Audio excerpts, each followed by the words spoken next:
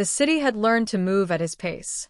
From the 47th floor of Helix Spire, the world below pulsed in obedient patterns, traffic streams optimized to the millisecond, drones gliding in silent corridors of air, digital billboards adjusting their content based on biometric scans. Nothing was accidental anymore. That was the point. Adrian Kale had spent 3 decades erasing chance from civilization, and the result was a city that functioned like a perfectly tuned machine. He stood alone outside the executive elevator, code immaculate, expression unreadable. At 49, he was already a legend. The youngest trillion-credit CEO in corporate history, architect of the global neural grid, the man governments consulted and feared in equal measure. People liked to say Adrian Kale owned the future. He preferred to think of it as stewardship. Someone had to make the hard decisions. Someone had to choose efficiency over sentiment. The elevator doors slid open with a soft chime, recognizing his retinal signature instantly. Inside waited polished steel walls and a floor of smart glass that subtly adjusted to his weight. This elevator did not stop for anyone unless he allowed it to. He stepped forward, already reviewing projections in his mind, resource reallocations, an orbital expansion vote, a quiet merger that would eliminate 3 competitors by morning. Hold on. The voice was small, clear, unafraid. Adrian paused, his foot hovering just above the threshold. That alone was unusual. Nothing interrupted him. Ever. He turned. A little girl stood several steps away, her hand raised, not in panic, not in desperation, but with calm insistence. She couldn't have been more than 8 or 9. Dark hair fell unevenly around her face, and her clothes were plain to the point of invisibility. No corporate insignia. No access badge. In Helix Spire, that made her an anomaly. Security should have removed her within seconds. The system should have flagged her presence the moment she entered the building. Yet she stood there, unchallenged, as if the world had simply overlooked her. "This elevator isn't public," Adrian said, his voice level. He wasn't angry. Anger was inefficient. "I know," the girl replied. She lowered her hand, but didn't step back. "That's why I need this one." The doors hesitated, sensors waiting for his command. Time stretched, thin and sharp. Adrian studied her with the same precision he applied to market fluctuations. No visible implants. No signs of distress. Her eyes met his without flinching, dark and attentive, as if she were the one assessing him. "Where are your parents?" he asked. She smiled faintly, not amused, but patient. "Not here." That answer should have ended the interaction. Protocol dictated immediate lockdown and removal. Yet something in her tone, quietly certain, unhurried, made him step fully inside the elevator instead of turning away. "State your authorization," he said. She walked forward and crossed the threshold just as the doors began to close. For a fraction of a second, the sensors failed to respond. Her small palm pressed against the narrowing gap, and the doors stopped. The elevator accepted her. Adrian felt it then, a subtle shift, like static before a storm. The system's ambient hum deepened, recalibrating around an input it did not understand. "That won't work again," he said. "I don't need it to," she replied, stepping beside him. "Just this once." The door slid shut. The descent began smoothly, but Adrian's attention had narrowed. His internal interface attempted to pull up her identity. Nothing returned. No biometric match. No citizen record. Not even a red flag. The system behaved as if she simply wasn't there. "That's impossible," he murmured, more to himself than to her. The girl tilted her head. "You say that a lot. Right before things change." The elevator passed the 50th floor. Then, the 49th. Adrian's jaw tightened. "Who are you?" She looked up at the ceiling, watching the lights ripple across the steel. "Someone who needed you to stop for once." "I don't stop," he said. "That's why we're here." The elevator shuddered, once, sharply. Adrian's hand moved on instinct, accessing manual control. The interface flickered, then went dark. The descent slowed, stopped. A calm synthetic voice filled the cabin. Unscheduled pause. External override detected. Adrian stared at the panel, then at the girl. She met his gaze evenly, no fear, no triumph, only resolve. "Don't worry," she said softly. "This is the last easy moment you'll have." The lights dimmed, just enough to cast long shadows on the walls, and for the first time in decades, Adrian Kale found himself trapped in a space he did not command, alone with a child the future had not warned him about. The elevator remained still, suspended between floors, its usual whisper of motion replaced by a silence that pressed against Adrian Kale's ears. He tried the control panel again, but the glassy surface refused his touch, unresponsive to authority it had never before questioned. Somewhere beyond the walls, the city continued to function at his design, yet here he stood disconnected from it, reduced to a passenger. The girl folded her hands behind her back, studying him as though she had all the time in the world. "State your credentials," Adrian said, forcing his voice into calm precision. "This building is secured at every level. If you entered without clearance, the system will identify you within seconds." "It already did," she replied. "It just didn't like the answer." He frowned. "Systems do not have preferences." She smiled at that, faint and knowing. "They do when you teach them to." Adrian opened a diagnostic overlay in his retinal display, bypassing the main interface. Lines of code scrolled. Error flags bloomed where none should exist. External override. Origin unknown. No location data. No timestamp. As if the interruption had not arrived from anywhere at all. "You caused this," he said. "I allowed it," she corrected. "You built the lock. I only turned the key." He turned fully toward her now, taking in details he had initially dismissed. Her shoes were worn, not corporate issue. Her posture was relaxed, but not childish. The calm in her expression unsettled him more than panic would have. "Who sent you?" he asked. "No one." "Then who trained you?" She considered the question. "Everyone." The elevator lights brightened briefly, then dimmed again. Adrian ignored the fluctuation, focusing on her words.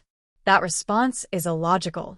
"So were most of your decisions," she said gently. His eyes sharpened. "You shouldn't know anything about my decisions." "But I do." She stepped closer, and the cabin felt smaller. Her gaze never wavered. "You diverted relief supplies from the southern districts last winter. You automated the hospital triage network so it saved the most statistically productive lives. You authorized the grid to reclassify millions of people as inefficiencies." Adrian's breath slowed. The information was classified at the highest level, buried beneath legal frameworks and corporate language. Those choices stabilized global systems. They stabilized your graphs. He felt irritation spark, quickly smothered. Sentiment does not run civilizations. Neither does ignorance. The words were not accusation. They were observation. That was worse. "Explain how you access this data," he said. "I didn't access it," she replied. "I lived with it." She moved to the mirrored wall, tracing her fingertip across the polished surface. At her touch, the steel shimmered, resolving into images. Adrian's interface flickered to life, but now it displayed feeds he had never authorized. Crowded shelters, dim corridors of understaffed clinics, neighborhoods where drones rarely descended. He recognized the architecture. He recognized the outcomes. "Turn that off," he said. "Why?" "Because it's irrelevant to the present." She turned back to him, brows knitting slightly. "The present is built from the parts you call irrelevant." The images shifted, time-lapse projections, data overlays layered with human faces.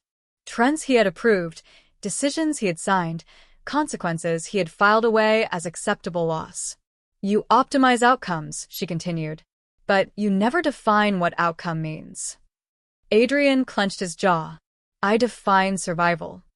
"For whom?" The elevator hummed again, not descending, not rising, simply holding them in place. Outside, faint vibrations suggested the building attempting to reroute power. Inside, the girl's presence anchored everything.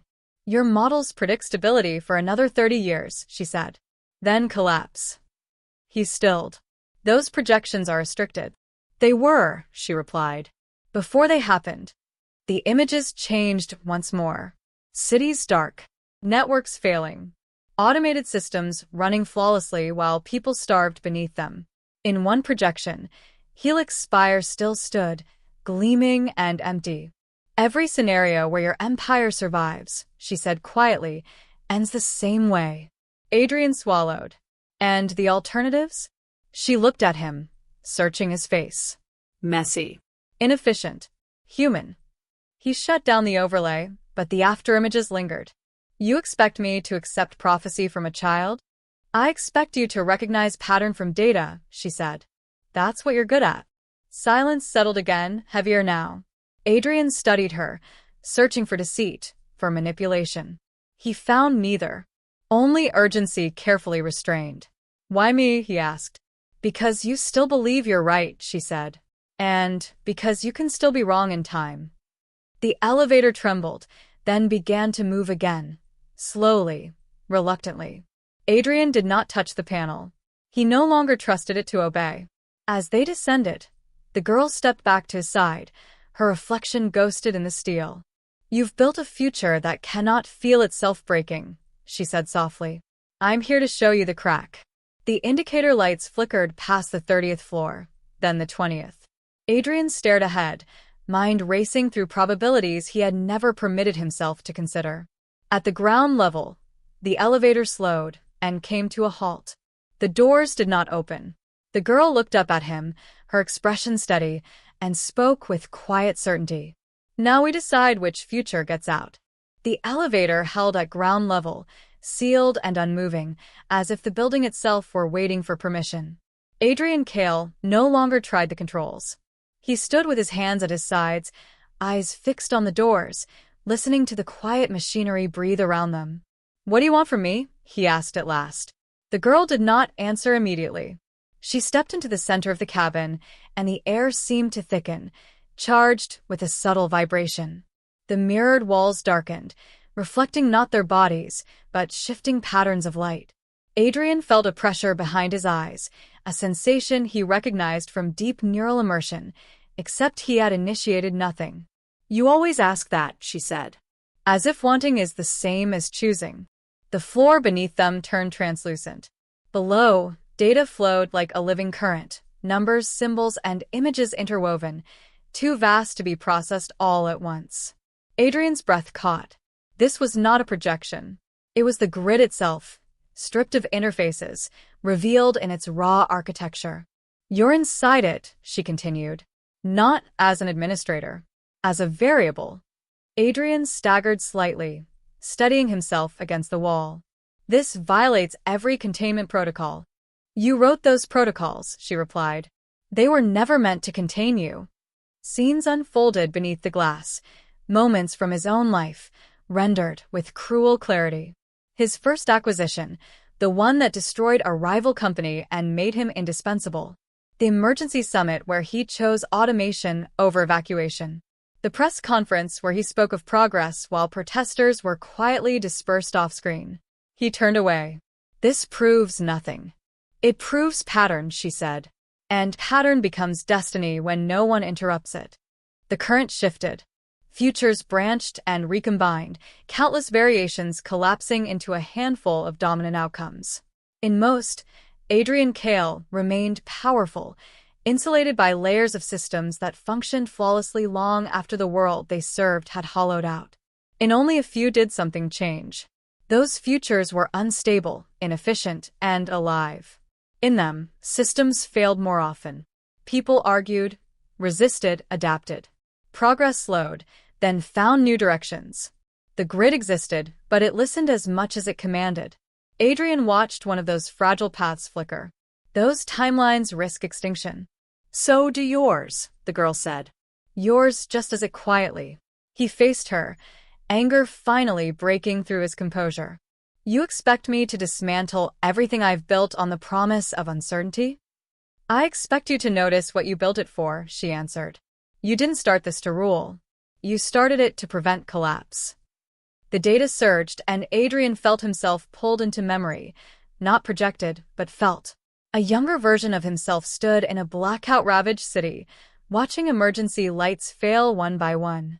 He remembered the fear, the resolve, the conviction that if humans could remove emotion from decision-making, they could save themselves. He opened his eyes.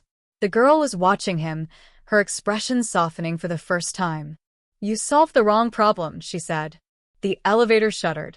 Somewhere deep within the building, alarms tried and failed to activate. "What are you?"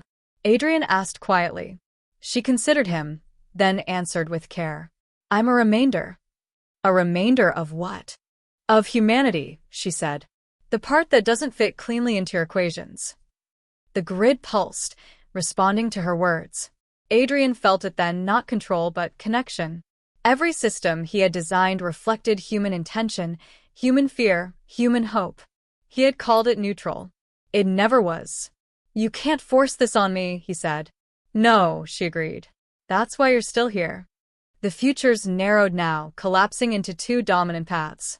In one, Adrian authorized a final consolidation, full automation, total efficiency, irreversible. Stability achieved at the cost of everything that made it meaningful. In the other, he inserted something the system had never accounted for: deliberate uncertainty.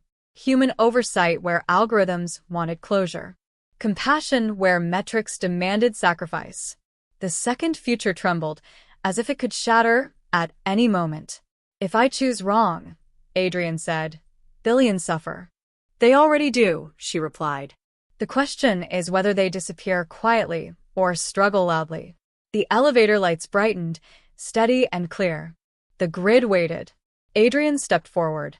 His hand passed through the holographic current and the system responded, not with resistance but with recognition. It had been built by him. It still was.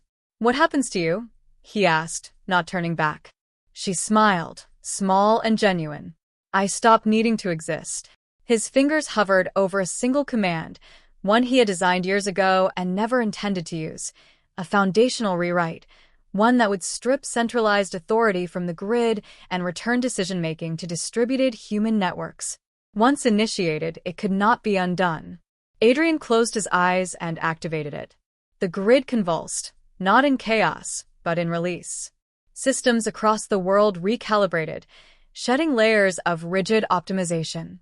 The futures dissolved, replaced by a single, uncertain present. When the light faded, the floor returned to solid steel. The mirrored walls reflected only the elevator again. The girl was still there, but she seemed lighter now, her edges softening, as if she were already becoming memory.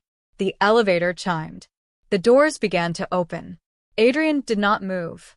Neither did she. And for a brief, fragile moment, the future held its breath. The door slid open without ceremony, revealing the familiar marble lobby of Helix Spire. Screens along the walls flickered, recalibrating their feeds, and the ambient hum of the building felt different, less rigid, as if its systems were listening instead of issuing commands. Adrian Kale remained inside the elevator, waiting for resistance that never came. The girl took a small step forward, then stopped. Her reflection no longer appeared in the steel behind her. "It's done," she said. Adrian nodded, though the weight in his chest told him completion was the wrong word. Outside the elevator, executives and staff moved uncertainly, some staring at their interfaces, others removing them entirely as alerts rewrote themselves in real time. No alarms sounded. No catastrophes erupted. The world did not end. That unsettled him more than chaos would have. "What happens now?" he asked. "Now people argue," she replied. "They make mistakes. They fix some of them. They fail at others." He exhaled slowly. "That doesn't sound like a plan." "It's a beginning." She turned to face him fully, and for the first time, her calm carried a trace of something else: relief. "You gave the system back its creators." "I crippled it," Adrian said. "Efficiency will plummet." "Yes," she agreed. "And resilience will rise." The lobby doors opened and closed as confused security personnel rushed past, their commands overridden by protocols that no longer deferred to a single authority. Adrian watched the ripple spread, imagining boardrooms around the world falling into stunned silence as control slipped through fingers long accustomed to certainty. He looked back at the girl. If you're a remainder, what happens when the sum changes? She smiled, softer now, almost shy. Then the remainder disappears. Her form blurred at the edges, as if the light itself were forgetting how to hold her shape. Adrian felt an unexpected urgency twist inside him. Wait, he said. She paused. You don't need me anymore. I didn't say that. You did, she replied gently. When you chose. The elevator chimed again, politely insistent. Adrian stepped forward, crossing the threshold into the lobby. When he turned back, the girl was still there, but fainter, like a reflection seen through water. Will this work? He asked. She tilted her head, considering the question with care. It will hurt. It will take time. But it will be human. That, somehow, felt like an answer. The elevator doors closed behind him, and when they reopened moments later, the cabin was empty. Adrian stood alone in the center of the lobby as the building continued to adjust around him. Messages flooded his interface, requests for guidance, demands for clarification, accusations layered with fear. For the first time, there was no central script to follow, no algorithm to hide behind. He disabled the interface. The act sent a quiet shock through him, like stepping into cold water. Without the constant data stream, the world felt larger, louder. People spoke to one another directly, voices overlapping, uncoordinated, alive. Adrian moved toward the glass entrance, his footsteps echoing. Outside, the city looked the same at a glance, but the rhythm had changed. Traffic slowed in places, surged in others. Drones hovered uncertainly, awaiting instructions that no longer came from a single source. He stopped at the doors, watching a small crowd gather around a street-level terminal, arguing animatedly as they tried to reroute power manually. No one looked to the sky for permission. A memory surfaced unbidden. A darkened city years ago, emergency lights failing, people shouting into the void. He had sworn then to build a future that could not break. He understood now that unbreakable things did not grow. Adrian stepped outside.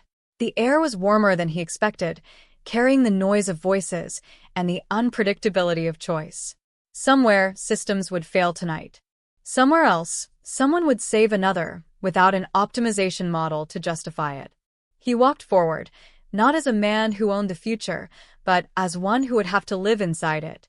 High above, Helix Spire reflected the city in fractured panels of glass, no longer a monument to control but a witness to motion. And far from its shadow, in places no algorithm had ever measured, humanity began doing what it had always done best, improvising its way forward, together. The future did not wait for permission. It moved.